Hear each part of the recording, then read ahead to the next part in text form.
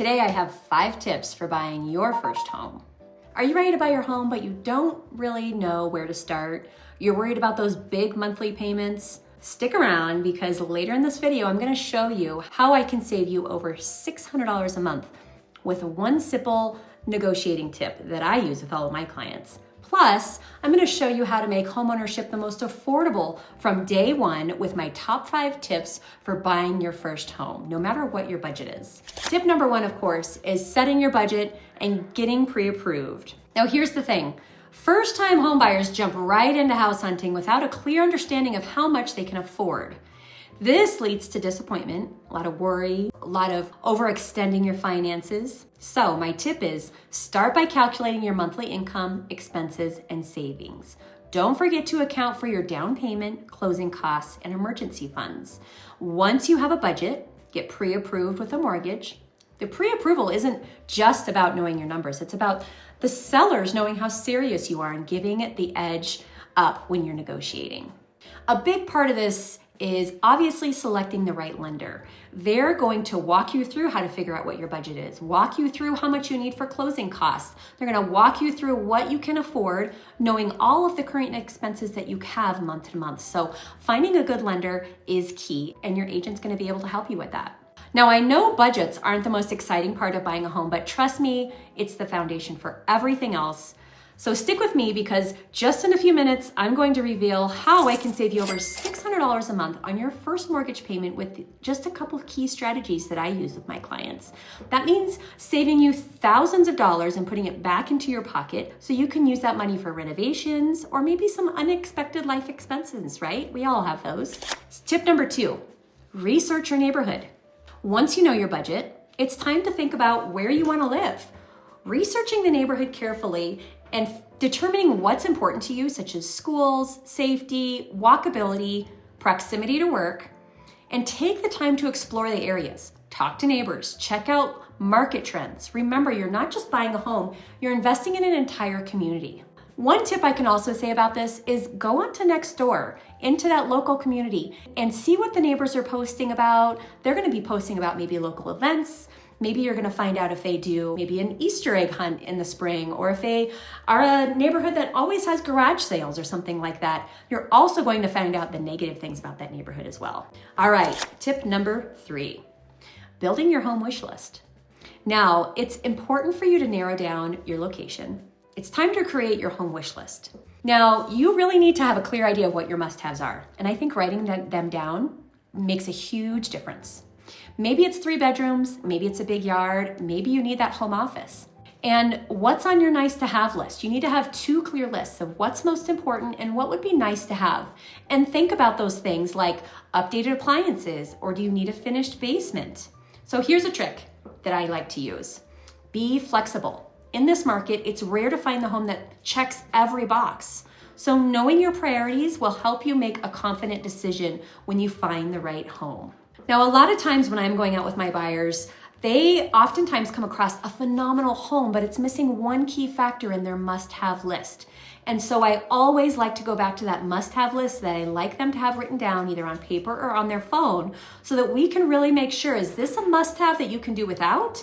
And why is it a must-have and why is it on that list? It's really important to know that so that you aren't making the wrong decision when purchasing a home. All right, tip number 4, of course, is working with the right real estate agent. This is one of the most important, and sometimes it can be a little bit challenging to find that right real estate agent. Sometimes the first one isn't always the best. And sometimes you're gonna get referred to maybe a cousin or a distant relative, and just because they're family doesn't mean that they're the right agent for you. You need to make sure that you have a knowledgeable agent that is not only there to help you find the perfect home, but also to guide you through each one of these steps and to negotiate on your behalf. And if you decide to pick an experienced agent because they're a relative of yours or because they're your best friend's brother, then you're likely going to be spending potentially thousands more on this home. All right, so here's a few things you must look for. You want to make sure that your agent's experienced in your market, not just the location, but the price point you're looking in. You want to make sure they have a good track record with first-time home buyers. To find this information, I would recommend going and looking at all their online reviews. You want someone who communicates clearly and listens to your needs. Find somebody that communicates in the same manner that you like to be communicated to. make sure you don't have a personality clash. And buying a home is a big decision. You want someone in your corner who can give you tips in every step of the way to save you as much money as possible and to make sure you're buying that right home for you. All right, so at this point, you've got your budget, you've figured out your neighborhood, you've got your wish list, your wants and needs, and you've kind of narrowed down your agent. But here's where it gets a little exciting. Up next, I'm going to share my secret weapon for saving over $600 a month. If you plan on buying a home around the $500,000 range, single family home, it'll save you $600 a month on your mortgage payment. This tip alone could save you thousands of dollars in the first 2 years of homeownership. So let's dive in. Tip number 5, probably the most important. We're going to talk about inspections, negotiations, and concessions.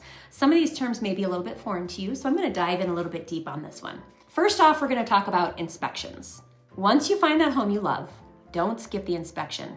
This is your chance to uncover any issues before committing. Think about issues like roofing, plumbing, electrical systems, foundation. If anything comes up, we're going to use the inspection report to negotiate repairs and maybe a potentially reduced offer price with the seller. We're going to talk about submitting the right offer. But negotiating isn't just about repairs. It's about structuring your initial offer in a way that benefits you the most. For example, you can ask the seller for what we call concessions. This is where they cover some of your costs, like closing costs. They can buy down your interest rate, or they can prepay your interest rate. Now, exactly what are concessions? I want to explain this a little bit more because it's a true game changer, especially in today's market. A concession, like a 2-1 buy down, if you've heard that, can reduce your interest rate for the first 2 years of your mortgage. It means it translates into a huge monthly savings for you because the seller has prepaid that mortgage for the first 2 years. All right, so let's break this down for an example. Let's say you're buying a $500,000 home. Today's interest rate is around 7%, so we'll stick with around 7%. Without a buy down, your monthly payment would be around $33.27. But if you negotiate a 2-1 buy down as part of your offer, here's what happens. The first year, your interest rate drops to 5%. This lowers your monthly payment to $26.84, which is a savings of $643 a month, or $7,716 in your first year alone. The second year, your interest rate adjusts to 6%. Your payment is about $2,997.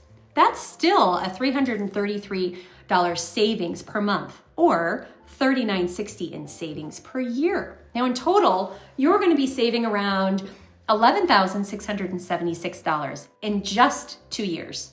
Now that money you can use towards renovations, maybe some furniture, and build up your savings. Now buying your first home doesn't have to be overwhelming, and it does not have to break the bank. Following these 5 steps and setting your budget, researching the neighborhood, and prioritizing your wish list, working with the right agent, and negotiating smartly can really make homeownership more affordable and enjoyable. I also can talk to you a little bit more, maybe at a later video, about how down payment assistance can really be a great option for you. Some people think that down payment assistance is not within a realm for them, but you can make up to almost $150,000 and still qualify for down payment assistance. Also, don't forget, with strategies like the seller concessions, a 2-1 buy down, you can save over $600 a month in your first year and thousands of dollars overall. So if you found this video helpful at all, you know somebody who needs to know this information, make sure you share this. And of course, have that like button clicked and subscribe. If you like these videos, I'm going to be doing a lot more.